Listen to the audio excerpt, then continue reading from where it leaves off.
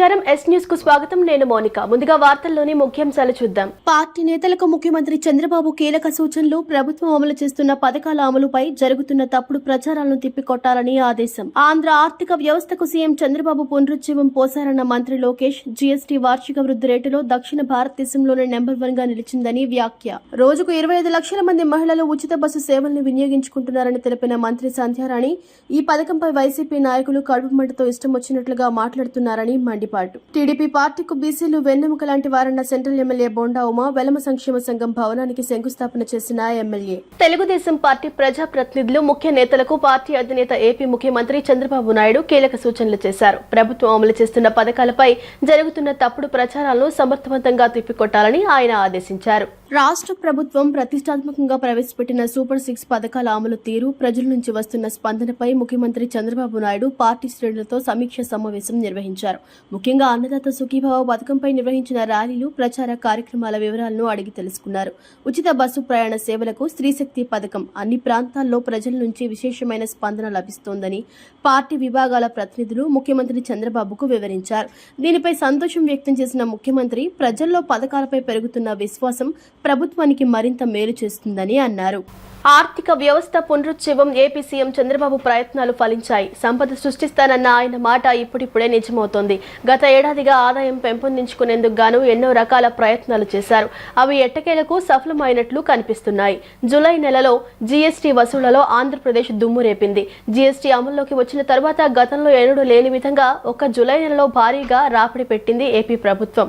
GST వార్షిక వృద్ధి రేటులో దక్షిణ భారతదేశంలో నెంబర్ 1 గా నిలిచింది. ఇదే విషయాన్ని తన ఎక్స్ ఖాతాలో వెల్లడించారు మంత్రి నారా లోకేష్. ఏపీ ప్రభుత్వం సాధించిన ఘనతపై ఆనందం వ్యక్తం చేశారు. రాష్ట్ర వ్యాప్తంగా అమలు చేస్తున్న స్త్రీశక్తి పథకం సూపర్ హిట్ అయిందని మంత్రి గుమ్మిడి సంధ్యారాణి వెల్లడించారు. అమరావతిలో జరిగిన మీడియా సమావేశంలో మీడియాతో మాట్లాడుతూ రోజుకు 25 లక్షల మంది మహిళలు ఉచిత బస్సు సేవల్ని వినియోగించుకుంటున్నారని అన్నారు. మహిళలు ఈ పథకం పట్ల ఎంతో ఆనందం వ్యక్తం చేస్తున్నారన్నారు. ఈ పథకం విజయాన్ని చూసి వైసీపీ అధినేత జగన్మోహన్ రెడ్డి, ఆ పార్టీ నేతలు కడుపు మంటతో ఇష్టం వచ్చినట్లుగా మాట్లాడుతున్నారని మండిపడ్డారు. స్త్రీశక్తి పథకం ద్వారా మహిళలకు ఆర్థిక స్వావలంబన కల్పిస్తున్నామని, రాష్ట్రంలోని మహిళలందరినీ సమాన దృష్టితో చూస్తూ కూటమి ప్రభుత్వం ఫ్రీ బస్ సదుపాయం కల్పిస్తోందని తెలిపారు. స్త్రీశక్తి పథకాన్ని గౌరవ ముఖ్యమంత్రి వర్యులు నారా చంద్రబాబు నాయుడు గారు ప్రారంభించిన వెంటనే మహిళల్లో ఒక నూతన ఉత్తేజం కానీ, ఒక ఆహ్లాదకరమైనటువంటి వాతావరణం ఏర్పడిందని మీ అందరికి కూడా తెలుసు. మొన్న ఆగస్టు 15వ తేదీ భరతమాతను ఎలాగైతే గౌరవించుకున్నామో అలాగే ఆడపడుచులు కూడా గౌరవించుకున్నాం. ఆ రోజు ఫ్రీ బస్ ఇస్తే మహిళలందరికీ కూడా కానుకిచ్చినట్టు అవుతుంది అని చంద్రబాబు నాయుడు గారు ఆలోచించి చేయటం వల్ల రాష్ట్రంలో ఉన్నటువంటి 5 కోట్ల మంది జనాభాలో 2,62 లక్షల మంది మహిళలకి ఉచిత బస్ ప్రయాణం వచ్చింది. ముఖ్యంగా ఉమెన్ అండ్ చైల్డ్ వెల్ఫేర్ మంత్రిగా ఉన్నాను. మహిళలు ఎంతో సంతోషంగా ఉండడం వల్ల ఒక మహిళా ప్రజా ప్రతినిధిగా, ఒక గిరిజన మహిళగా నేను మనస్ఫూర్తిగా గౌరవ ముఖ్యమంత్రి గారికి ధన్యవాదాలు తెలియజేసుకుంటున్నాను మహిళలందరి తరపు నుంచి. బంగాళాఖాతంలో కొనసాగుతున్న అల్పపీడనం మరింత బలపడి వాయుగుండంగా మారే అవకాశం ఉందని వాతావరణ శాఖ తెలిపింది. కోస్తాంధ్రకు మరో 24 గంటల్లో భారీ నుంచి అతి భారీ వర్ష సూచనలు ఉన్నట్లు పేర్కొంది. భారీ వర్షాల నేపథ్యంలో అధికార యంత్రాంగం అప్రమత్తమైంది.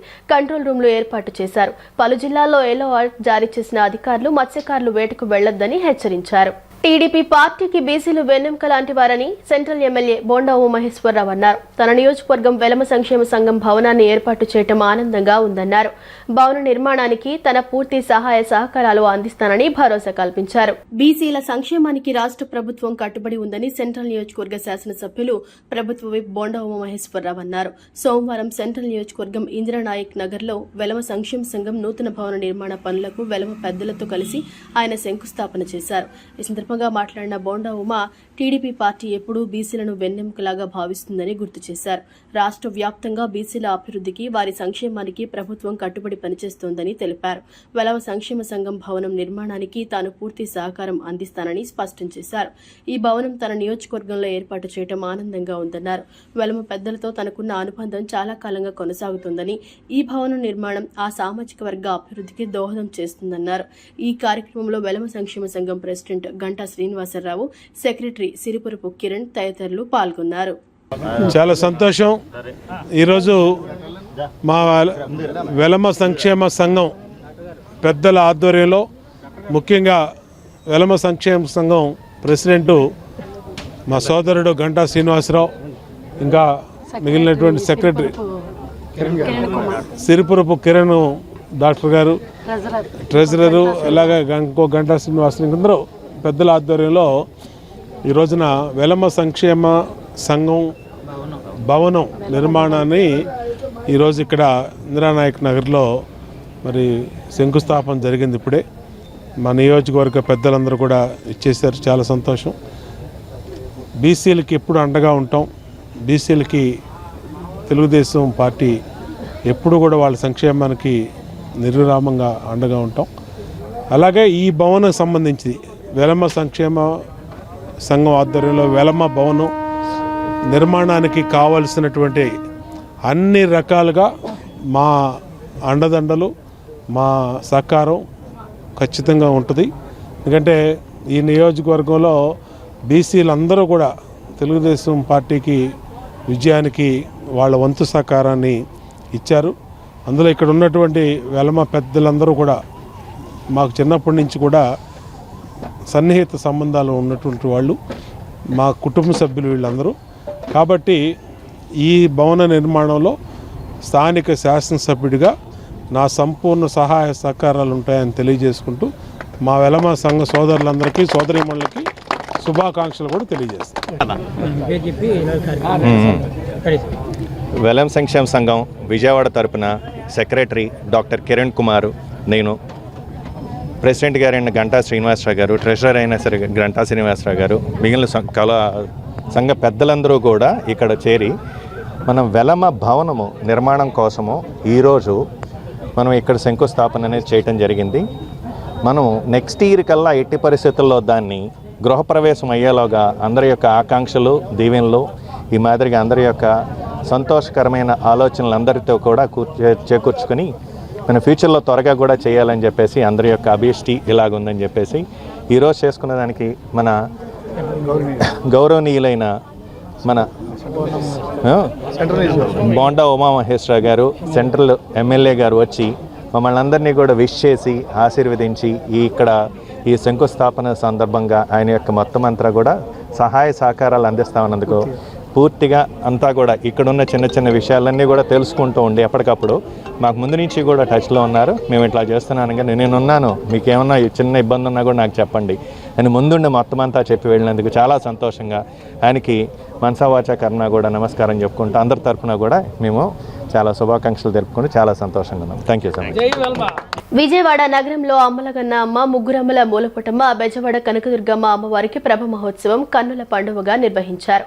బేతాళ నృత్య విన్యాసాలు, మంగళ వాయిద్యాలు, డప్పులు, విన్యాసాలు, మిరుమిట్లు గొలిపే రంగురంగు విద్యుత్ దీపాలు, భారీ ఊరేగింపు, మరోవైపు అశేష జనవాహిని నడుమ అమ్మవారి ప్రభ మహోత్సవం శోభాయమానంగా సాగింది. నగరంలోని దుర్గా ఆగ్రహం లిక్కిపుల్లయ్య వీధిలో అమ్మలగన్న అమ్మ, ముగ్గురమ్మల మూలపుటమ్మ, బెజవాడ కనకదుర్గమ్మ అమ్మవారికి ప్రభ మహోత్సవం కన్నుల పండుగగా నిర్వహించారు. ఉదయం నుంచి ఘనాచారి ఊరేగింపుతో పూజాధికారులు ప్రారంభించారు. బేతాళ నృత్య విన్యాసాలు భక్తులను విశేషంగా ఆకట్టుకున్నాయి. మంగళ వాయిద్యాలు, డప్పులతో అశేష జనవాహిని సమక్షంలో భారీ ఊరేగింపు నిర్వహించారు. భక్తులు అమ్మవారిని దర్శించుకొని తీర్థ ప్రసాదాలు స్వీకరించారు. కనకదుర్గమ్మ వారి ప్రభ మహోత్సవ కమిటీ సభ్యులు పర్యవేక్షించారు. ఈ సంవత్సరం కూడా శ్రీ శ్రీ కనకదుర్గ అమ్మవారి ప్రభ మహోత్సవం లిక్కిపుల్ల వీధి దుర్గాగ్రహారం విజయవాడ నుండి 76వ వార్షికోత్సవం జరపడం జరుగుతున్నది. ప్రతి సంవత్సరం లాగానే శ్రావణ మాసం వరలక్ష్మి వ్రతం అయిన తర్వాత మరుసటి ఆదివారం అమ్మవారి ప్రభ మహోత్సవం జరపడం జరుగుతుంది. పోయిన సంవత్సరం 75వ సంవత్సరం అన్నదానంతో సహా భక్తులందరూ విచ్చేసి దిగ్విజయంగా చేశారు. అదే ప్రోత్సాహంగా ఈసారి 76వ సంవత్సరం కూడా ప్రజలందరి సమక్షంలో, భక్తులందరి సమక్షంలో దిగ్విజయంగా జరపడానికి పూనుకున్నాము. అమ్మవారి దయ వల్ల దుర్గాగ్రహారంలో ఉన్న ప్రజలందరూ సుఖశాంతులతో వర్ధిల్లాలని కోరుకుంటూ నమస్తే. శ్రీ శ్రీ కనకదుర్గ అమ్మవారి ప్రభావ మహోత్సవం సందర్భంగా ఈరోజు ఆదివారం 17/8/2025 శ్రావణ మాసంలో గత 75 సంవత్సరాలుగా మేము దిగ్విజయంగా చేస్తున్నాం. మా తాతలు, మా నాన్నగారు మా 3వ తరం హయాంలో వచ్చిన తర్వాత ఇప్పటి వరకు ఈ దుర్గా అగ్రహారంలో కన్నుల పండుగగా చేసుకుంటాం. సొంత పండుగగా ఎంతో ఉత్సాహంగా చేసుకున్న పండుగ ఇది. ఎటువంటి ఈ అమ్మ దయ వల్ల ఈరోజు మేమందరం అమెరికా, రష్యా, ఇటలీ అందరూ వెళ్ళిపోయిన వాళ్ళు కూడా ఈ రోజున ఇక్కడికి వచ్చి ఎంతో దూరం నుంచి సంవత్సరానికి ఒక్కసారి ఈ సందులో వచ్చి చేసుకునే పండుగ చాలా చాలా కన్నుల విందుగా జరుగుతుంది. అలాగే ఈ దుర్గాగ్రహారంలో ఉన్న సమస్త భక్తులందరూ మాకు సపోర్ట్ చేసి చాలా సపోర్ట్ చేసి అన్ని రకాలుగా సహకరిస్తూ ఫైనాన్స్ పరంగా కానీ, తర్వాత ఇక్కడ రోడ్డులో ఈ సంబరాన్ని జరగడానికి అడ్జస్ట్మెంట్స్ చాలా ఉంటాయి. చాలా విధాలుగా అందరూ సంతోషంగా చాలా విధంగా ప్రజల నుండి స్వీకరించే అర్జీలు పునరావృతం కాకుండా చూడాలని, నిర్దేశ సమయంలో నాణ్యతతో పరిష్కరించాలని జిల్లా కలెక్టర్ డాక్టర్ జి లక్ష్మీసా అధికారులను ఆదేశించారు. ప్రజా సమస్యల పరిష్కార వేదిక కార్యక్రమంలో భాగంగా సోమవారం కలెక్టరేట్ శ్రీ పింగళి వెంకయ్య సమావేశ మందిరంలో జిల్లా collector doctor G Lakshmisha, joint collector S Ilakkiya అధికారులతో కలిసి ప్రజల నుంచి అర్జీలు స్వీకరించారు. ప్రజా సమస్యల పరిష్కార వేదిక PGRS కార్యక్రమంలో రెవెన్యూ శాఖకు సంబంధించి 25, MAUD 13, విద్యా 10, పోలీస్ శాఖకు 9, హెల్త్ 7, ఇరిగేషన్ 4, విభిన్న ప్రతిభావంతులు 3, DRDA 3, ఇంటర్మీడియట్ విద్య 3, పంచాయతీరాజ్ 3, విద్యుత్ 2, పౌర సరఫరాలు 2 అర్జీలు వచ్చాయని జిల్లా కలెక్టర్ లక్ష్మీస తెలిపారు. ఇదే విధంగా వ్యవసాయం, కళాశాల విద్య, endowment, housing, marketing, registration and stamps, రహదారులు, భవనాలు, R&B శాఖలకు సంబంధించి ఒక్కో అర్జీతో కలిపి మొత్తం 93 అర్జీలను స్వీకరించారు. ఈ సందర్భంగా కలెక్టర్ లక్ష్మీస మాట్లాడుతూ ప్రజా సంక్షేమం, అభివృద్ధి కార్యక్రమాల అమల్లో మంచి ఫలితాలు సాధించడంతో పాటు ప్రజా సమస్యలకు సంబంధించిన అర్జీలపై ప్రత్యేకంగా దృష్టి సారించి గడువులోగా పరిష్కరించేందుకు బృంద స్ఫూర్తితో పనిచేయాలని ఆదేశించారు. ప్రభుత్వ సేవలపై ప్రజల్లో విశ్వాసం పెంపొందించేలా నిబద్ధతతో అర్జీల పరిష్కారానికి కృషి చేయాలని కలెక్టర్ లక్ష్మీస సూచించారు. అర్జీల విషయంలో ఎట్టి పరిస్థితుల్లోనూ ఏ రూపంలోనూ నిర్లక్ష్యం కనిపించకూడదని స్పష్టం చేశారు. విశాఖ స్టీల్ ప్లాంట్ ను ప్రైవేటీకరణ చేసేందుకు కేంద్ర రాష్ట్ర ప్రభుత్వాలు అనుసరిస్తున్న విధానాలు సరికాదని సిపిఐ రాష్ట్ర కార్యదర్శి రామకృష్ణ ఆవేదన వ్యక్తం చేశారు. స్టీల్ ప్లాంట్ యాజమాన్యం ఇప్పటికే కాంట్రాక్ట్ ఉద్యోగులను, పర్మనెంట్ ఉద్యోగులను తొలగిస్తున్న తీరు అనుమానాలు కలిగిస్తున్నాయని చెప్పారు. అనకాపల్లి వద్ద మెటల్ స్టీల్ ప్లాంట్ కోసం విశాఖ స్టీల్ ప్లాంట్ ను ప్రైవేటీకరణ చేసేందుకు కుట్ర చేయడం చాలా దారుణమని మండిపడ్డారు. కూటమి ప్రభుత్వం సీఎం చంద్రబాబు నాయుడు వెంటనే స్పందించి విశాఖ స్టీల్ ప్లాంట్ కోసం ఆల్ పార్టీ మీటింగ్ ఏర్పాటు చేయాలని డిమాండ్ చేశారు. ఎంతో చరిత్ర కలిగిన విశాఖ స్టీల్ ప్లాంట్ ను ప్రైవేటీకరణ చేస్తే చంద్రబాబు నాయుడును చరిత్ర క్షమించదని హితవు పలికారు. విశాఖ ఉక్కు ఫ్యాక్టరీని ప్రైవేట్ పరం చేయడానికి కేంద్ర రాష్ట్ర ప్రభుత్వాలు రెండు కుమ్మక్కై అంచెలంచెలుగా ఆ కార్యక్రమాన్ని కొనసాగిస్తూ ఉన్నాయి. గతంలోనే దాదాపు 3,000 మంది కాంట్రాక్ట్ కార్మికులను తొలగించారు. అంతేకాకుండా మార్చి నెలలో దాదాపు 1,140 మంది పర్మనెంట్ కార్మికులకు VRS వచ్చి వాళ్ళని ఇళ్ళకు. మళ్ళీ ఇప్పుడు సెకండ్ లిస్ట్ ప్రిపేర్ చేశారు. ఆ సెకండ్ లిస్టులో 1017 మంది పేర్లు ఉన్నాయని చెప్పి తెలుస్తాం. కాబట్టి అంటే అంచెలంచెలుగా పర్మనెంట్ ఉద్యోగస్తులను, కాంట్రాక్ట్ కార్మికులను తొలగించే పనిలో వీరు ఉంటారు యాజమాన్యం.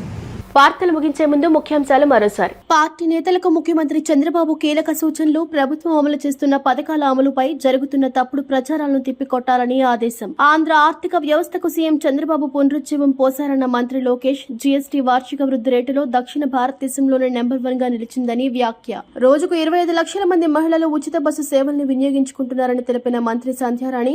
ఈ పథకంపై వైసీపీ నాయకులు కడుపు మంటతో ఇష్టం వచ్చినట్లుగా మాట్లాడుతున్నారని మండిపాటు. టీడీపీ పార్టీకు బీసీలు వెన్నెముక లాంటి వారన్న సెంట్రల్ ఎమ్మెల్యే బొండా ఉమా. వెలమ సంక్షేమ సంఘం భవనానికి శంకుస్థాపన చేసిన ఎమ్మెల్యే. ఈ వార్తలు ఇంతటితో సమాప్తం. నమస్కారం.